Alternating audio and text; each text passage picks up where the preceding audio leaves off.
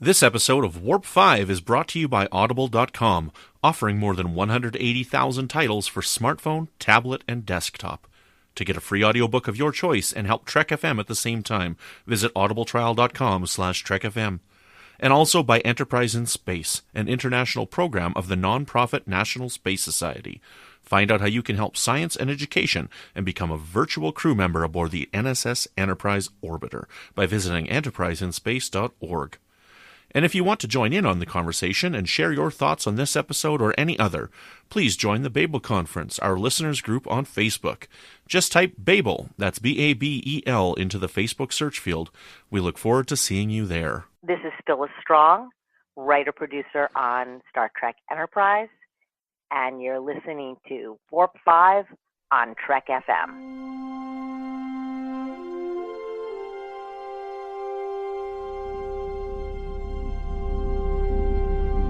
How we doing, Trip? Ready when you are. Prepare for warp. Course laid in, sir.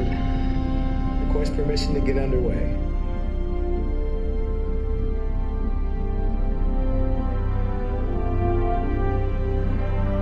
Let's go.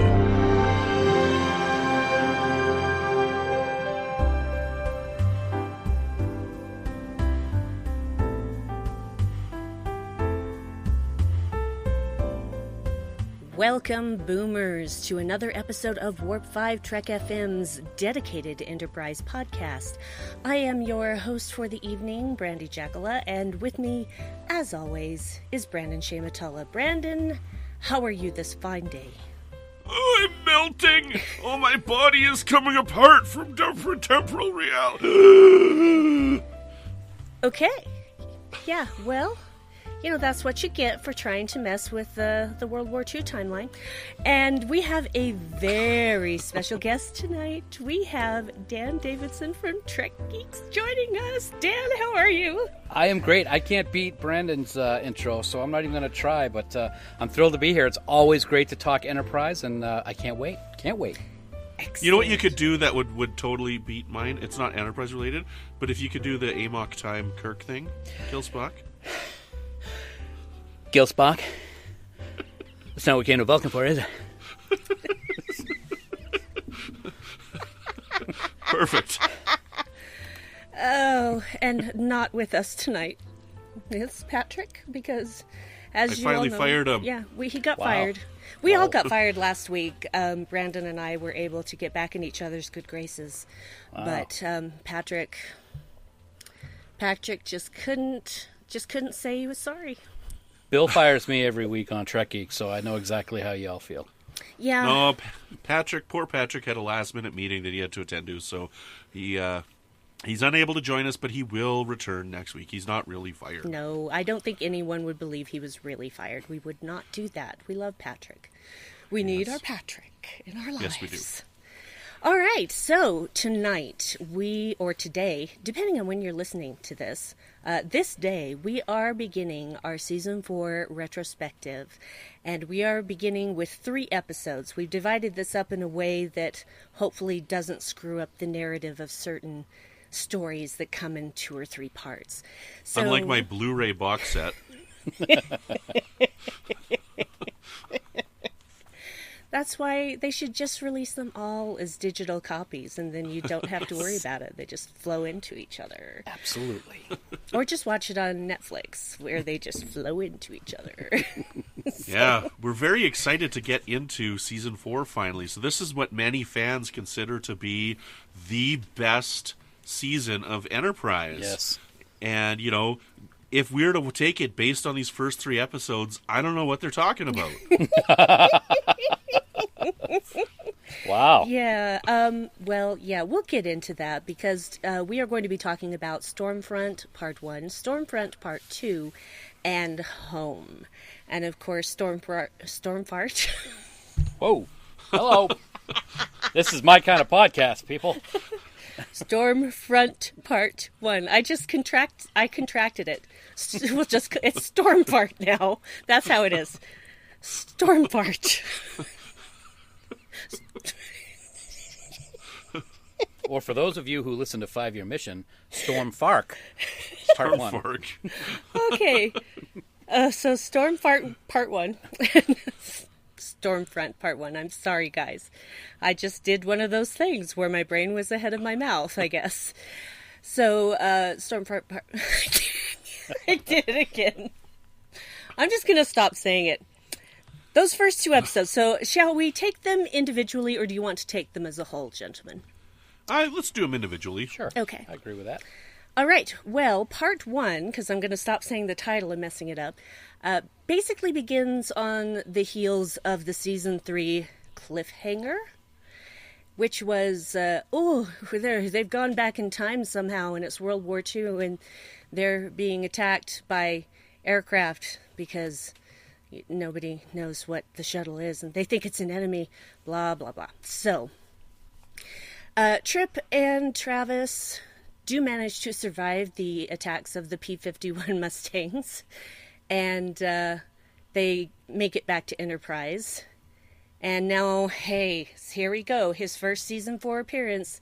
Temporal Agent Daniels shows up in sickbay, and apparently he's near death, but time, wibbly-wobbly, timey-wimey, so... Though he may be at the end of his life at this point when he's appearing to Phlox, that doesn't mean you can't see him later, as an earlier version. My brain hurts. So, anyway, aliens on Earth being Nazis. So... This is the interesting thing about this episode. Like, this is what's really weird about this. I gotta know what your guys' take is on it. Like, what is the obsession with Nazis in World War II, especially in science fiction? Well, that's a good question. I'll preface it with, of course, everybody knows we saw the Nazis in Patterns of Force in the original series, and then we saw them again with the Killing Game on Voyager.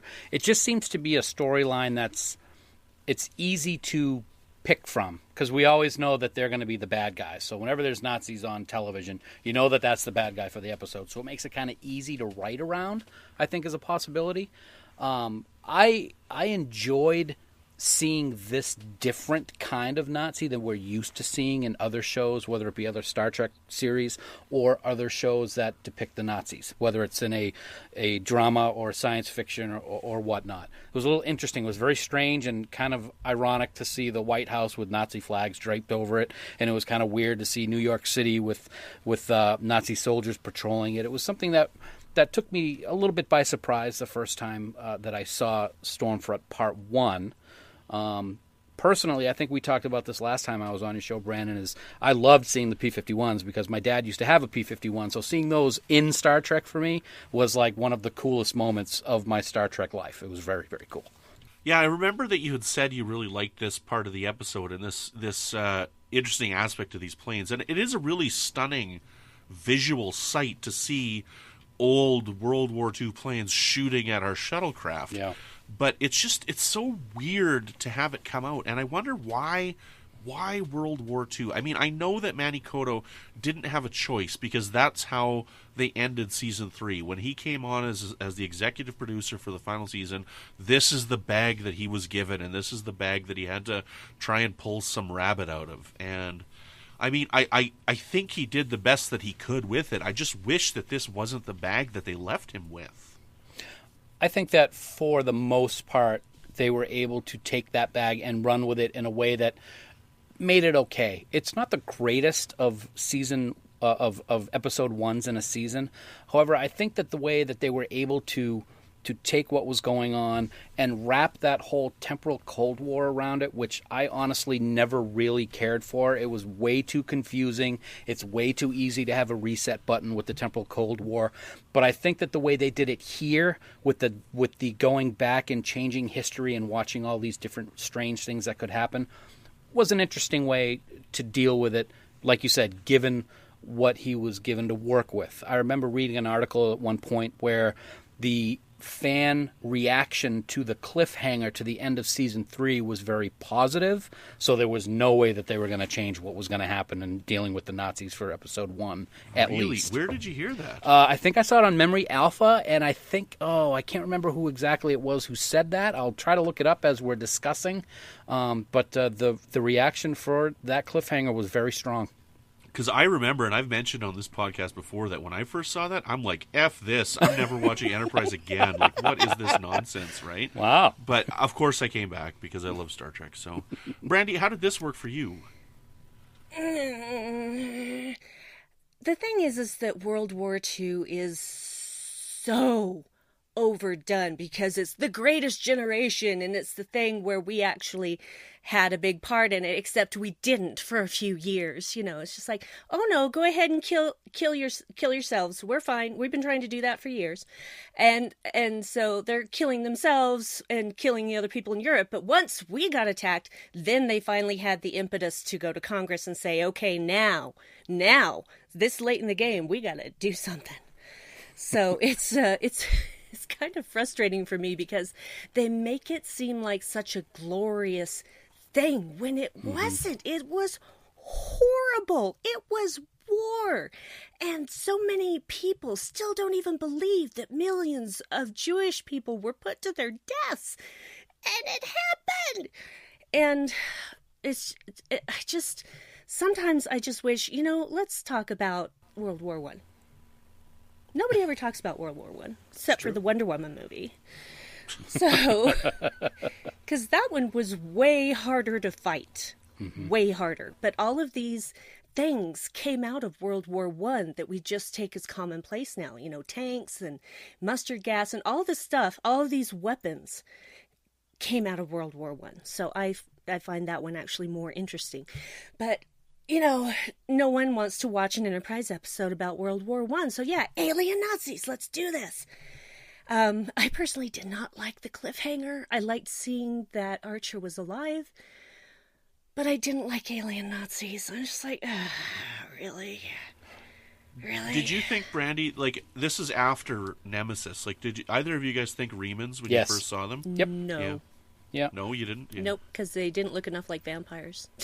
I'm sorry.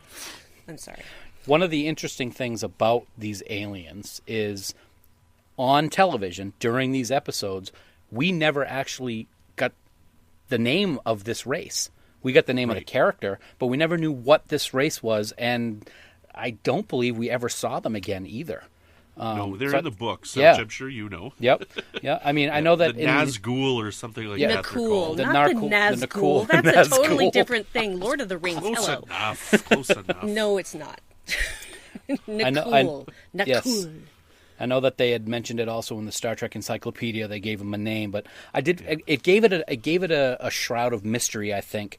And another aspect of this temporal Cold War, with this is alien race we know nothing about. We don't even know what the race is, and here they are trying to manipulate our timelines. I thought that was kind of an interesting aspect. Watching this again, do you not think that it would have been better had they been set up that possibly this could have been World War III? Ooh. Yeah, instead. That could have been more interesting. It could have been more interesting, but then we have to take into account World War III is talked about in some of the other incarnations of Star Trek.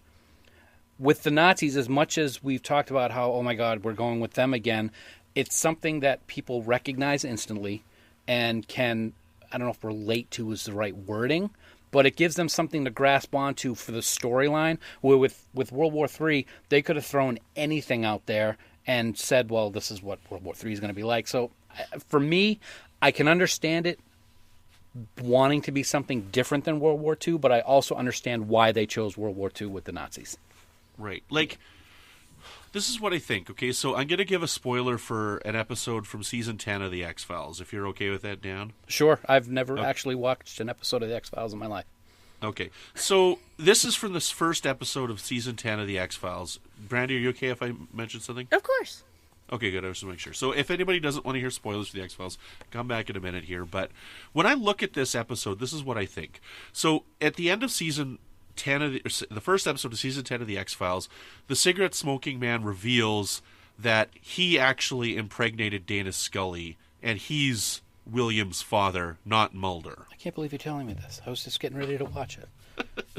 I gave you enough warning. Yeah. Now, personally, I didn't like the first episode, but I did enjoy that twist because it was something that I wasn't expecting and something that came out of nowhere. And there was a lot of lashback for it because of various reasons, which are obvious, which I didn't catch at the time, but they are kind of obvious. So I look at that and I'm like, okay, so we've got this instance of this, and it's like, okay, and I'm comparing this to World War II because it's something that's overused, and this trope of like, I don't know, like assaulting a woman is something that's overused, and it's like, okay, well, if it's something that's overused, does that mean we can never use these tropes again, and we shouldn't use these tropes? Or if we can write it properly, can it still be something that's used in storytelling? If I can write the ultimate science fiction World War II Nazi story, should I write it because it's the ultimate World War II Nazi story? Or are we just tired of Nazis that we shouldn't write that story anymore? I kind of feel like that this continued glorification of World War II and exposure to Nazis has actually lessened the impact of what they did. Because now anyone that you disagree with is a Nazi. I mean, if you correct someone on their grammar, you're a grammar Nazi. The word is losing its meaning and it's losing its impact because of overexposure. And granted, language does change with time and context, but to me, that's something that I feel like should always make you feel a little sick inside when you hear about Nazis or you watch something about Nazis. Right. Because Which is the sexual assault metaphor. Like, that's what it's supposed to do as well. You're just supposed to feel bad about it. Yeah. So, but now that it's something that's so overused in the times that we're in, is this a story that shouldn't be told anymore? My thoughts I on guess it... I probably could have made the point without making the reference to X-Files, and I apologize for bringing that up. That's but, right. You've been dying to give the spoiler. It's all right, man. you wanted me to dry heave is what you wanted, and you got your wish. Here's my take on it, guys. I agree and disagree. Yes, it's overused. However, I don't think it's something that we shouldn't continue to use if it's done well. If you're going to make a garbage story and you're just going to pull in Nazis, and for example, there's a really bad movie that my co-host Bill Smith talks about it where there's dinosaurs and Hitler's riding a Tyrannosaurus Rex. That's just absurd. But if you're going to write I'm not even joking. It's really a movie. It really is. I'll have to get the title from him. But if you can do it in a way that it's good storytelling, and is not making fun of these things that are so sensitive right now, I don't really have a problem with it. I think it's going to still be done no matter what. I guarantee you there's going to be some TV show or movie that's going to come out very soon that's going to have the same things over and over again. It's just something that people are always going to grasp onto because they feel that they can write about it. Because there was that it is everywhere, and it is so prevalent in our media. Mm-hmm. Like, I'm a zombie movie fan, and they had that, I think it was called Dead Snow. Mm-hmm. It was this zombie film from a few years ago where they're all a bunch of zombie Nazis. Mm-hmm. And it's like, well, them being Nazis is irrelevant to the story. Right. It's just something to be provocative and, like, to generate discussion or something. And it's like, I agree with what you're saying there, Brandi. Yeah, it is something that is overused, and that word has lost its meaning. Right. It doesn't mean what it used to mean. Like I was at, we have a museum here, the Regina Museum. We have our dinosaur museum is what we call it. But in the basement, there's this Aboriginal area. And there's some Aboriginal beadwork and stuff. And there's swastikas that are like beaded into the artwork, and it's not a swastika. Mm-hmm. It's a running wheel, right? And I don't know enough about the swastika, like, is this the reverse of it or whatnot? Because I know that there's one symbol and then the reverse of the other. And I look at that, and, like, even that symbol doesn't, like, it's associated so much with Nazism that you can't really use it anywhere else anymore. So every time I go to the museum to look at it, I see that, and I think that when I see it. And I know that's not what they're doing in their artwork, in this Aboriginal art. But why is it okay then to overuse these Nazis in our film culture and our entertainment? It's so strange. I think it all comes down to one thing, and that, unfortunately, is with so many things in today's world. If it's going to bring in dollars, because people are going to go see it over and over again, it's going to continue. It's all wrapped around the almighty dollar, in my opinion, I think. Brandi? I have to agree with you on that. Yeah. And I think the difference between the the symbols is that the swastika is tilted. So with the Aboriginal symbol, the arms go up like in a straight line, north and south and east and west, whereas the swastika is tilted so that they're pointing like northeast, southeast, northwest, southwest. I think that's the difference. I would have to look up a swastika to be sure, but I don't want to do that. Yes. Yep. Because somebody's going to find out that you looked it up, and you're going to get in trouble. So, yeah, so that's fine. They can comment on the post in the Babel conference when this episode comes out. That's right. Yeah. One thing I wanted to bring up that I thought was very interesting when I was watching and rewatching these 3 episodes for tonight's discussion, I got to admit, I don't think I ever saw Stormfront 2 until I watched it yesterday. Wow. I did not remember anything about it. And I really liked some of the aspects of Part 2. Silic getting to work alongside Archer I thought was great, and we got to see John Fleck, I believe his name is, without his Suliban makeup, I thought was great. And we saw what happened to him, which I did not expect at the end of the episode either. So in preparation for this, I realized that I missed some episodes of Enterprise, which is stunning to me. I couldn't even believe it. You know, that's not 100% true, because I've seen Deep Space Nine like 5 or 6 times its whole way through. And about a year and a half ago or whatever, I was on the Ready Room, and they brought me on to do Things Past. And when I went to put in the episode, I thought it was going to be Necessary Evil. And I started, because both of them take place on Deep Space Nine during the Terracnor occupation. And I'm watching this episode, Things Past, completely out of context, on its own, and I'm like, what am I watching? I have never seen this episode before. And I know I've seen all of Deep Space Nine. And I got to the end of that episode, I'm like, this is the first time I've seen this episode. At least that's how it feels. Yeah. And I know that's not the case. And I immediately put it on again, and it's now one of my favorite Deep Space Nine episodes. Yeah, it's funny because I'm like, I don't remember any of this. And my wife happened to be sitting in the room with me, and she goes, I've never seen this one. So it's like, okay, maybe we both didn't see it when it aired way back when, but it was enjoyable to watch, even if I'm getting older and maybe I have seen it and just forgot. But there were some aspects that I did like. I really enjoyed, from a special effects standpoint, the shot of the Enterprise coming into the atmosphere when there was like a sunset in front of it. Oh, yeah. That was very, very nice. That's poster material right there. I thought that was really well done. Oh, yeah. It's a beautiful shot. I want to have a screenshot of that.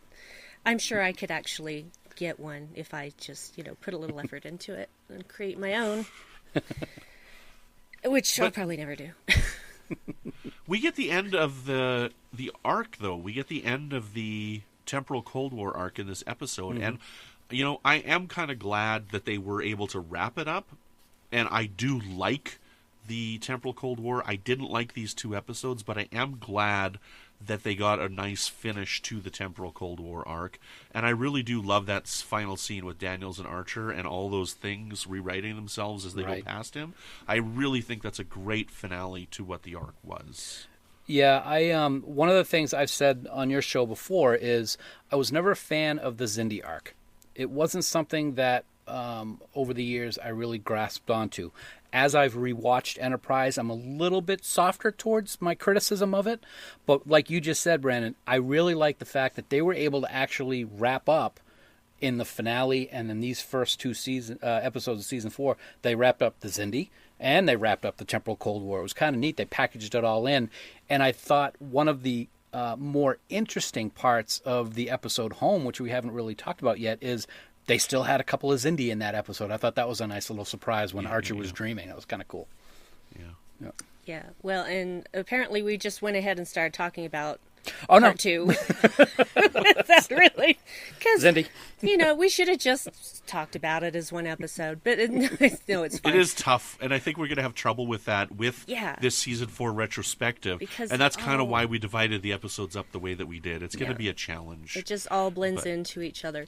The one thing that I really like about Part 2 is we find out how all of this happened. And it actually starts way back in 1916, where Lenin is murdered before the October Revolution. Yeah. And so it's so interesting because just that one thing causes this tipping point 20 years later in the timeline or so, 20, 30 years later. And that's fascinating to me. I thought, wow, somebody did their history research. Well done. It's great to see that kind of writing and stories because, as you remember, City on the Edge of Forever, Edith Keeler not getting hit by the car has that entire domino effect throughout history. And it's kind of cool when you think about it, how one little thing, it makes me think of TNG's parallels with Worf and all the different timelines, how every little tiny thing can make a different timeline occur. That's what I like about science fiction writing. I love that. What would have been better, though? Like, let's put them head to head. What if, to generate this weird World War II scenario out of this, we had our options of Lennon getting shot or Edith Keeler not dying, and then bringing that into this? That would have been fantastic. That would have been That would have been the ultimate, coddling to the fans. But at the same time, we know how, mean some of the fans can be about canon and stuff like that, so it could have had some backlash. I don't know what you're talking about. Hindsight. You just mentioning the City on the Edge of Forever just put that idea in my head. I'm like, what if they had wrote that and it was actually Edith Keeler surviving was what they decided to do? That would have been fun. Wow. A blast. Yep. It would have. I liked the opening, the intro with the newsreel. Mm-hmm. I thought that was really well done. Yep. For part 2, and it was a creative way to open the episode, having that CGI Hitler like on top of the Empire State Building and stuff. I mean, like, it's cheesy, but it fits with the episode and what they're trying to do, right? He's like looking over the edge of the Empire State Building and stuff. Yeah. Don't fall! Whoa, it's a long way down. Well, it's something that, of course, this has nothing to do with Enterprise, but that sort of thing actually is seen again in a completely different series, which is Man in the High Castle. Mm-hmm. And I find it fascinating either way, because I'm interested in alternate timelines and post-apocalyptic things. And in the case of Nazi Germany winning the war and taking over America, to me, that's post-apocalyptic. I mean... Yeah. You don't get more apocalyptic for America than that, or total nuclear decimation. I almost said desolation, but that's the same thing, really. Desolate and decimate. So I liked that part of it, too. It was a really well-done newsreel and really captured the spirit of the newsreels that they would show before movies in World War II. Exactly. Yeah. Yep. Can't disagree with that. Yeah. Good times. Good times. Good times. Is there anything else we need to talk about Stormfront Part 1 and 2? I mean, did we miss anything? I mean, I have a tough time with these episodes. I'm not really a fan. They look beautiful, and I tweeted as I'm watching this, I'm like, damn, Season 4 looks good on Blu-ray. Like, it looks better than Season 3. I don't know if they use different cameras or what, but it looks outstanding. I actually have a question. I thought of this yesterday as I was watching the episodes. You guys remember the Killing Game in Voyager? Mm-hmm. Yeah. And the soldier that B'Elanna was having a baby from. Yep. I believe that was the same actor playing a Nazi in Stormfront, Part 1. And he was also the male Borg that got created from the future. The Seven and the Doctor's thing in that one episode as well. The same actor. Yes, it is. He's like the male Susie Plaxton, playing a different alien in all these different iterations of Star Trek. Good Except reference. he has the Nazi accent. Was that your Canadian Nazi accent, Brandon? Yes, it was. Just making sure. I just want to say right now, it's important to remember that not all Germans were Nazis. Right. Very true. Because they didn't want this to happen any more than anyone else, but they were living in a dictatorship, and it was do what you're told or die sort of thing. So that's right. You're talking about cultural stereotypes, though. I mean, yeah. Like, I don't know. Like, yes, always Nazis. It's like that's it. That's all the German representation that you get on TV is Nazis. That's true. It's not fair. It's not fair because Germans are lovely. I know Germans. Absolutely. Mm-hmm. I'm not just saying that. I do actually know some Germans. And one of my friends served an LDS mission in Hamburg and is fluent in German. And I actually had a dream about him once where I didn't know enough German to know what he was saying in my dream, but he was motioning to me and going, "Schnell, schnell." And I'm like, "Alan, what does schnell mean?" And he told me, and I'm like, "Oh, now my dream makes so much more sense now. Thank you. Apparently my dream knew what you were saying to me." What does schnell mean? It's faster. Come on, hurry up. Oh, okay. So anyway, yeah, it's difficult. And, honestly, we should focus more on those dang French that we're allied with the Nazis. But they don't want to talk about it ever again and pretend it never happened. So they had no excuse. They weren't in Germany. Okay, anyway. So do we have any other thoughts about Stormfront Parts 1 and 2? I don't know that it needed to be a two-parter. I think they could have wrapped it up, and it's there. It's canon. It's on screen, just like Stamets being chief engineer. That's on screen, so it's canon. Yeah, It's a good reference. I like that. Yeah, I enjoyed. I think I enjoyed it a little bit more than Brandon. It's not the best episodes of season 4, but it's something that I enjoyed watching. I think for the first time, and I certainly would watch him again. But then we get to home. Yeah. Be a little different. Well, and I love Enterprise, of course, but I really struggled with Part 1. Really struggled. And I feel like the pacing was just way off because there's just so much slogging in Part 1, and then Part 2 is action, action, action, action, action! Right. And I just feel like this is something that could have been spread out over just one episode and it would have been fine, and the pacing wouldn't have seemed so desperately slow in the first half. But see, that's funny because I actually prefer the first part to the second part. Well, there we go. Am I fired again? Okay, I'll pack my things. However, but I definitely, to these two, I think I definitely prefer Extinction. Don't make me come over there. Wow. You will not like what happens when I get there. I think I'd rather watch Extinction than Stormfront Part 1 and 2 again. Wow. When Patrick hears this, you will die by his hand. I think he'll just laugh. He'll be like... All right, well then let's talk about home. Awkward. Yes. This episode is filled with a lot of awkward moments for me.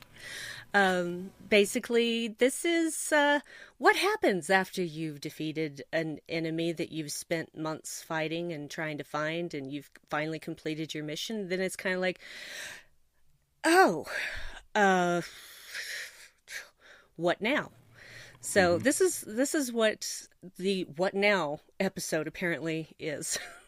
So we have a couple of plots here. We have Archer trying to come to terms with everything he's done during the whole Xindi arc. And we have T'Pol and Trip going to Vulcan to visit T'Pol's mother. And also, apparently, she's going to marry Koss. Because why not? Yeah, because why not? Koss, why not? Sorry. You got me on that one. Okay. So, sorry, that was my fake laugh. I apologize. Oh, I know. So, yeah. Anyway, we finally meet Teles, who is played by Joanna Cassidy. And I find her eyes hypnotic. So, but this episode, again, is kind of a struggle for me because I understand the point of it, because you don't go through everything that the crew of the Enterprise went through in the last season and not have some issues dealing with it. I mean, right. They're human beings. And so Archer's having some trouble adjusting to not being this always ready for whatever battle might be around the corner sort of thing. And he's having bad dreams and thinking that the reptilians are coming to kill him, and just he's having some difficulty, and he becomes basically really crabby again, like Archer of season 1. And it's I understand where he's coming from, and I understand why he's acting that way, but at the same time I'm just like, get on with it. Yeah. Home was not one that I really enjoyed all that much. But I will say the Archer plot point was the one that I did enjoy between the three different ones that were going on. Because you're absolutely right, Brandi. We've never really seen in any series someone really dealing with the after effect of what they've done. And if we had seen it, it never would have been the captain. So seeing it from the captain's perspective and how hard he is struggling with the people that have died and the people that he's deserted and the entire PTSD pretty much aspect of this episode, I think really works, where the other parts of it, the flux and the xenophobia and his balloon face and everything that happens on Vulcan, I just couldn't really grab onto. Wow, I am so surprised to hear this because I love this episode so much, and I am not even exaggerating. And before I get into that, I got to correct you because not only is the time frame the same, but like this is their family. I can agree with that. Yeah, but is from the captain's point of view, and seeing the captain deal with it, and we needed to see this with Archer. But maybe I should reword it. We would never see the. I mean, we saw Picard deal with his trauma in the way that family is just an unbelievable episode. Brandi, you said it a minute ago. Archer's kind of a jerk in this episode. He's dealing with it in a way that I don't think we're familiar with seeing a Starfleet captain act, especially around other officers, whether they're captains or subordinates. That was what I really found interesting in this episode. Yeah.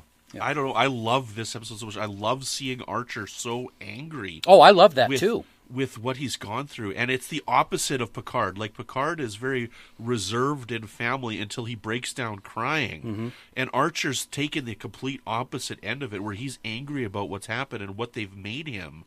You know, what the Xindi and what this war has turned him into.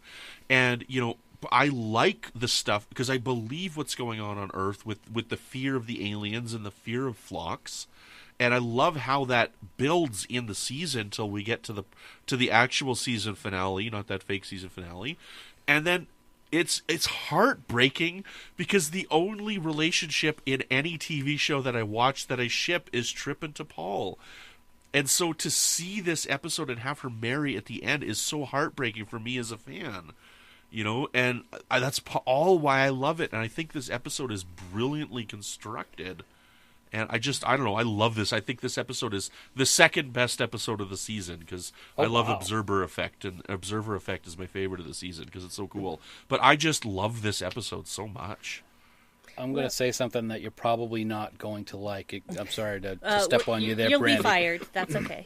The T'Pol Trip relationship, I never appreciated. I never felt that it was as if it was genuine, and I blame T'Pol for that simply for the fact that she's a Vulcan and was always just I just could never stand the way that she would treat Trip when it was obvious she had feelings, but as if she had to act Vulcan all the time. I just never liked it. Yes. Well, that's okay. I mean, it's fine. You don't have to like it. Oh, good. I'm not fired then? No, not at all. Not this time. Because Brandon says so. But, okay. You know, if I got a vote, well then... The only person I've ever fired is Patrick. I don't think I've ever fired anybody else. No, you fired me last week. Or did Patrick fire me? I think Patrick fired me. It might have been Patrick, so... But, Brandon, you made my point for me about how the xenophobia builds towards the end of this, you know, and filters into the end of the season to give us two really horrific, for me, episodes, because this is something that could happen today, right now, and kind of is happening today, right now. And it just, it's horrific to me in a good way, if that makes sense. But we're far away from talking about those episodes. But the whole, I never minded T'Pol and Trip, and I was always angry at T'Pol for how she treated Trip. But after she marries Koss, I literally paused my streaming service before it went into the next episode, and I stomped out of the bedroom, and I went to the fridge, and I got a drink, and Dave's like, what's up? And I'm just like, I cannot believe what does she think she's doing? So yeah, it produced an emotional response in me, and I think it produced the correct emotional response in me that they were going for. Is everybody going, "What are you doing?" So it's funny that you say that, because people who listen to Trek Geeks know that I love to iron. I love ironing. I put on Star Trek episodes, and I'll just iron. And I'm ironing, and I'm watching, and I'm looking down, and I'm ironing, and I'm looking back up, and it's the whole scene towards the end with the ceremony. And then they kneel down, and they touch fingers, and then the episode ended. I know. And I'm like, what are you? Are you ending. kidding me? That drove me crazy. And I haven't watched the episode after that, so I'm not sure what's going to happen next, because it's been a while since I've watched the other episodes in season 4. But I was like, that's the ending to this episode. Wow, that pissed me right off. And I love it because it's so heartbreaking. What else is there to tell? Yeah, well, that's true. I don't know. I Good think point. it's a great. What else is there to tell? She's just married this guy to save her mom's career. She's a Vulcan. She's doing her duty. Like, this is what Vulcans are. They're about these rituals. Like, everything about Vulcan society is ritualistic. Right. Look at Spock's marriage ceremony back in, Amok time, right? Like, look at the Kolinar ritual that we see in Star Trek The Motion Picture. All this stuff that we see, bringing Spock's mental back into his mind back in Star Trek 3, it's all ritual and performance. And so for her to have not married him is going against that. And she doesn't want to do it. You can tell she doesn't want to do it, but she does it because she's this loyal Vulcan. And I love it. It's heartbreaking, it's painful, and it's great storytelling. the thing is that her loyalty is not to Vulcan, it is to her mother. And so she doesn't do it for Vulcan. She doesn't do it for tradition or ritual or anything like that. She does it solely for her mother. And here's another thing on that note, Brandi. Looking at how her mother is in this episode, does the mother have that same loyalty for T'Pol? If the situation was reversed, I kind of have a hard time thinking that she would have done the same thing. I disagree with that, because right at the end when she's talking with Trip and she's like, tell her she needs all the information, I do believe her mother would have stuck. She's like, you got to tell her. She's not being emotional about it like I am right now, but she enunciates that to him multiple times. He's like, you have to tell her so that T'Pol has all the information, right? Mm-hmm. So I believe that she would for her daughter as well. Yeah, that makes sense. Yep. Yep. And then we can't talk about later episodes, but I agree with Brandon. I feel that she would have done the same thing. Okay. Regardless of, she kept her, what would we call it, discommendation from her job or what have you. She kept that a secret from T'Pol all this time. That's true also. I think what I'm doing is I'm thinking about kind of her attitude towards T'Pol when they first arrived and this human is here. I think that's where that's coming from for me. I can see both of those points now, yeah. Good. Thank you for the clarification. How I'm seeing that now is embarrassment. Like, it's like her own embarrassment of the situation, right? Yep.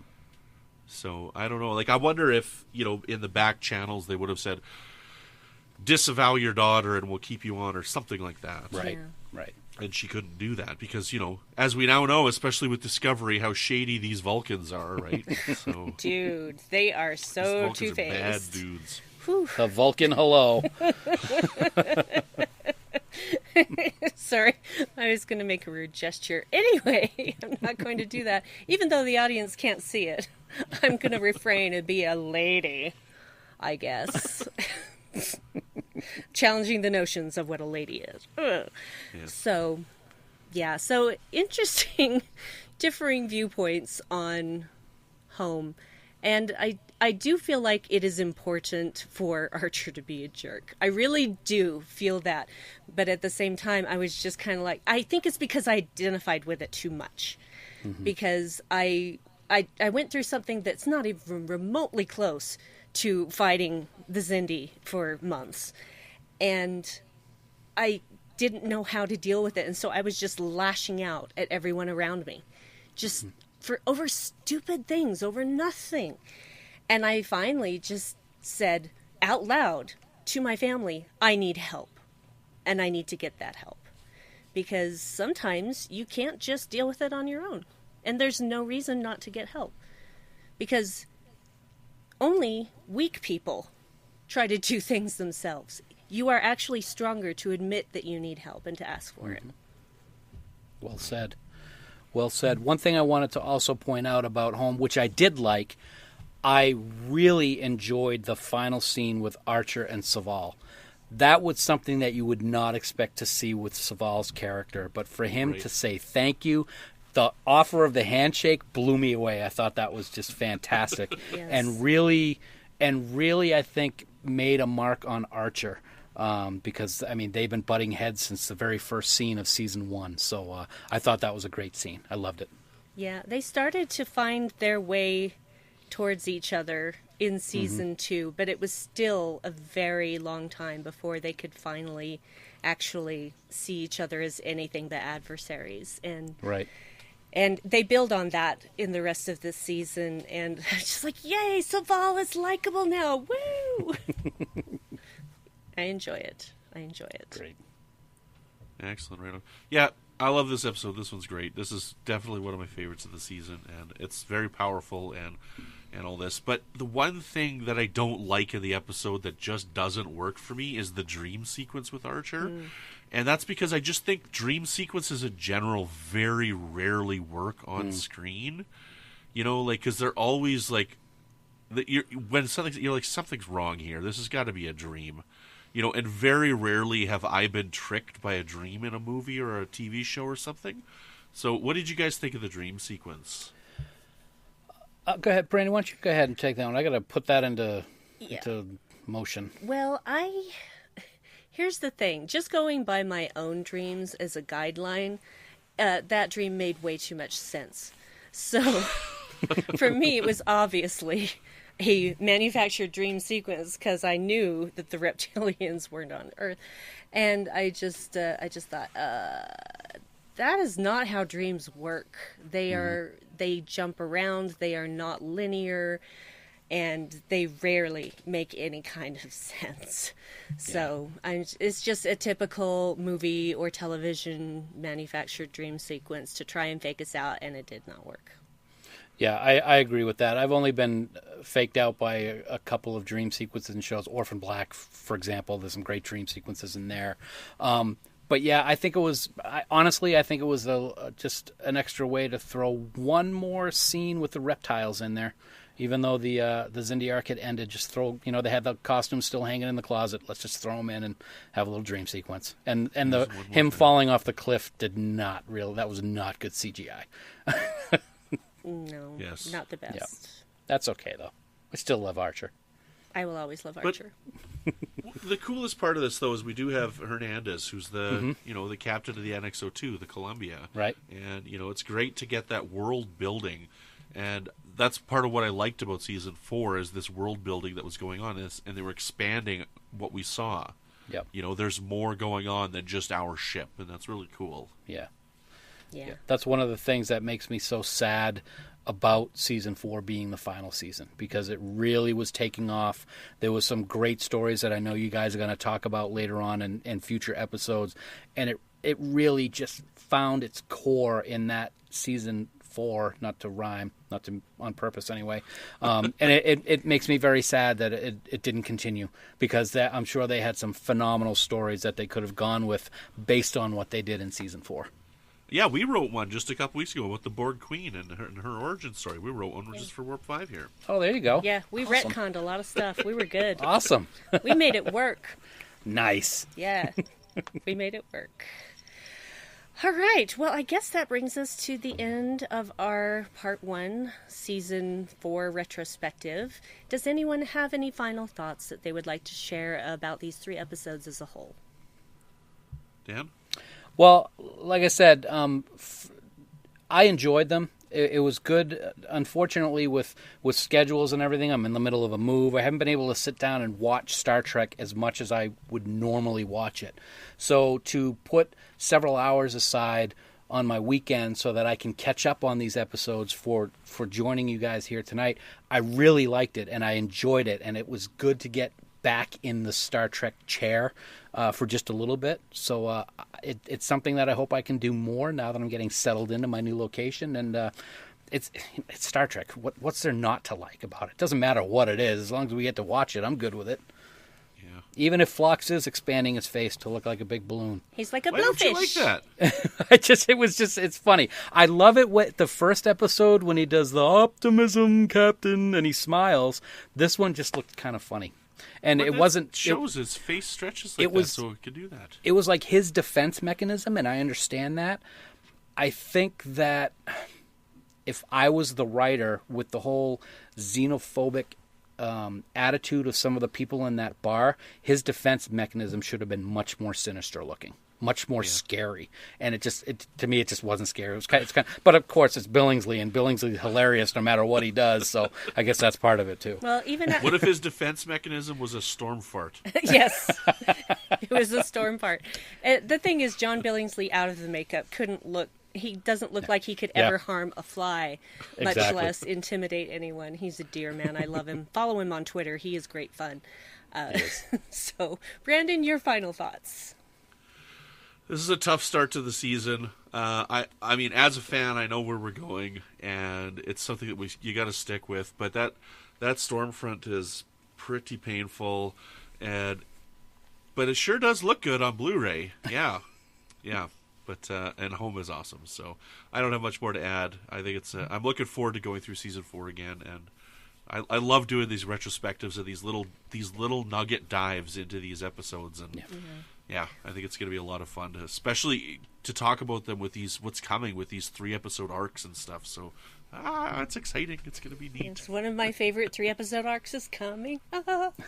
So Anyway, for me, it's a mixed bag, and I think it may not have been the strongest start for a season, but at the same time, I really appreciated Home for actually showing the real-life consequences of season 3, and everybody, people dealing with that and the ways that they're dealing with it, but especially Archer, because, it's like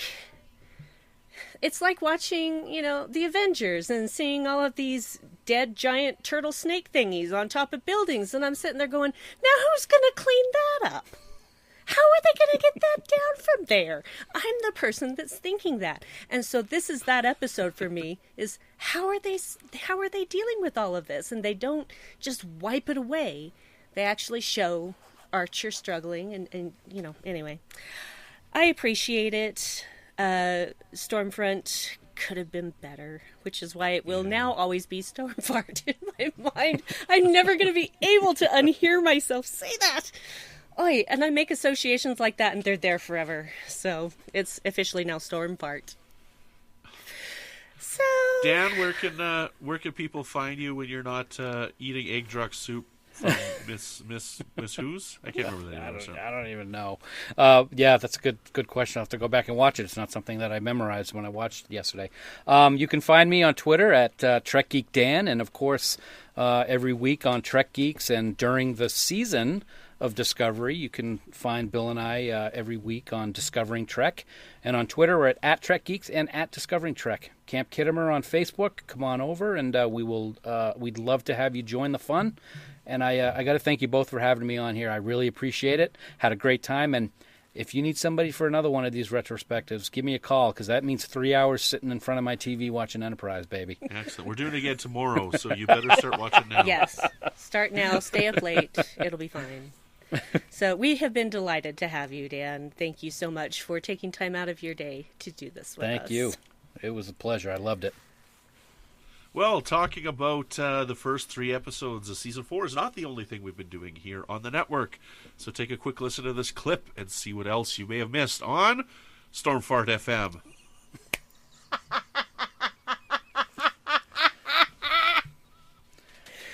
Oh, my goodness. Trending now on Twitter. Previously on Trek.fm, Primitive Culture. A look at history and culture through Star Trek. And I used to have a pretend phaser, and I used to, I had a tricorder. I think I was a science officer in my head. I wasn't like Kirk or a Jedi running around saving the galaxy. I was, look at that rock formation over there. Right? So I think which is ironic because I'm the least practical person in the real world, so I'd be useless on a science expedition. I'd be a red shirt. If I was in Star Trek, Clara, I'd be a red shirt. I'd be dead as soon as I got on that planet. Right? That's the more realistic depiction of me in a Star Trek universe. Right? I'd be the guy killed by the hulking Gorn as soon as I beam down. Oh, I see Crewman Black's dead. Yeah, shouldn't have brought him, really. Earl Grey. Whoa, you're telling me I can't do the thing that I always do that's bad? Like, I don't know about that. Like, that's a very universal thing when you, conservation, whatever, right? Although I wasn't the biggest fan of the execution, and then them completely dropping ball with it or at least just sweeping it on the rug, I should say. They just decided, like, let's talk about. I appreciate the fact they brought it up at all, honestly. Like, if that had been on TOS, to be honest, they would have never brought it up again, right? Oh yeah, God. Yeah. Give us Warp 14 again. Warp 5. From Major Carpenter, which is why he calls himself Carpenter. And then he says his first name is John. Jesus Christ, John Carpenter, JC's. And John was a disciple. His name is John Carpenter?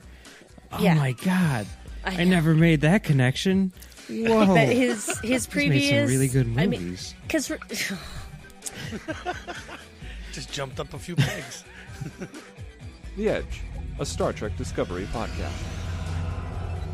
You're killing me. I'm going to pull my hair out if that happens, because I really do need to know. What if, like, I just had a crazy idea. What if they get the captain in the first episode, but they continue on with these lower deck characters so well that we just never see the captain, and it's like the teacher in Charlie Brown, like, right?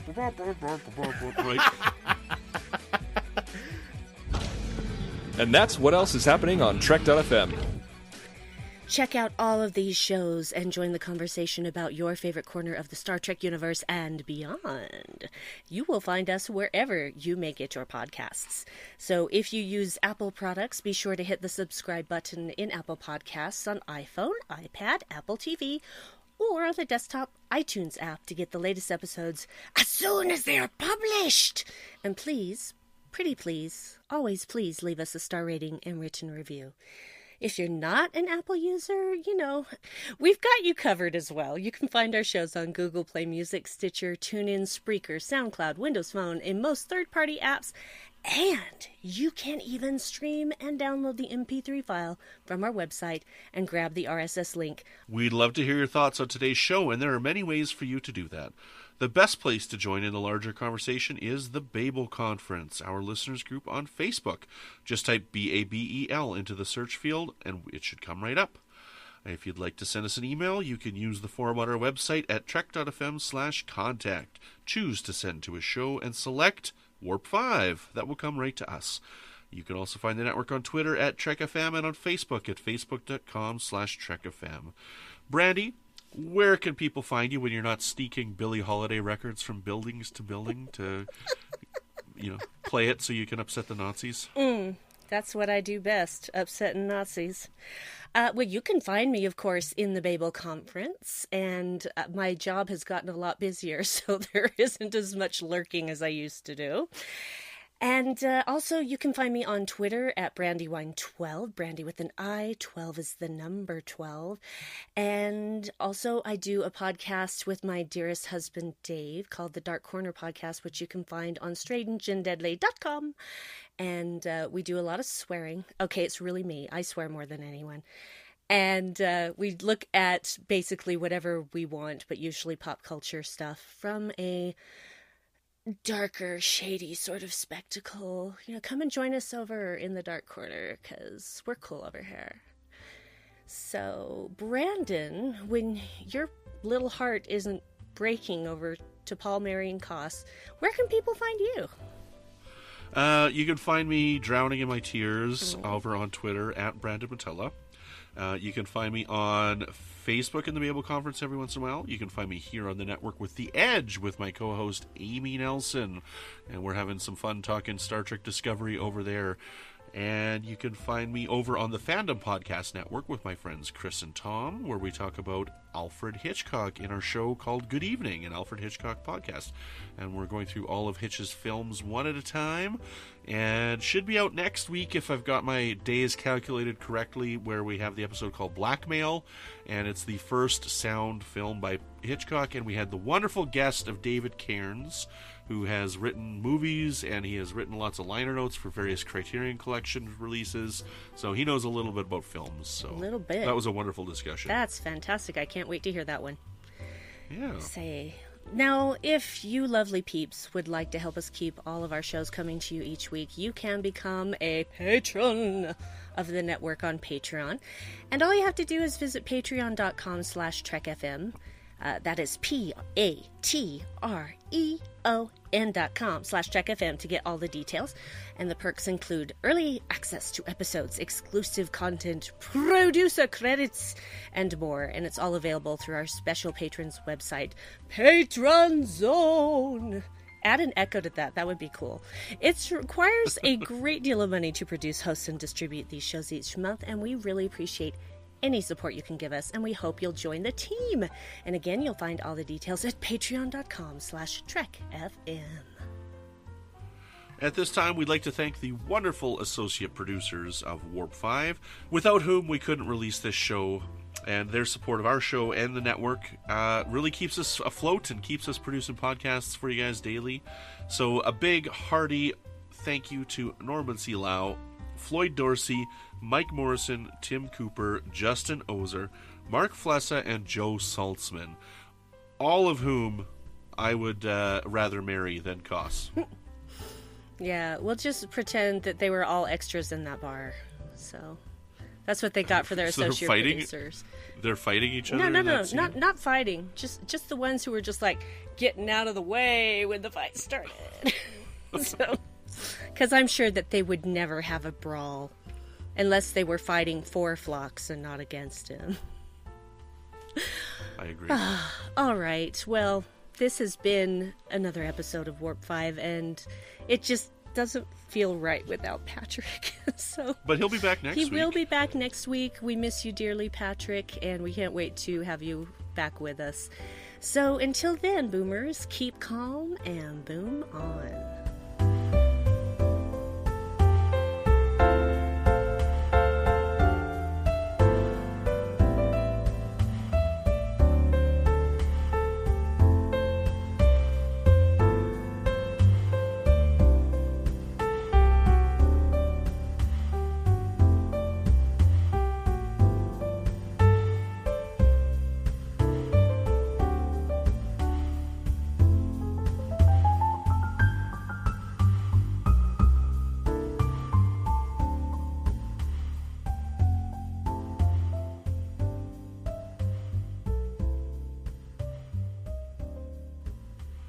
At this time, we'd like to thank the wonderful associate producers of Warp 5,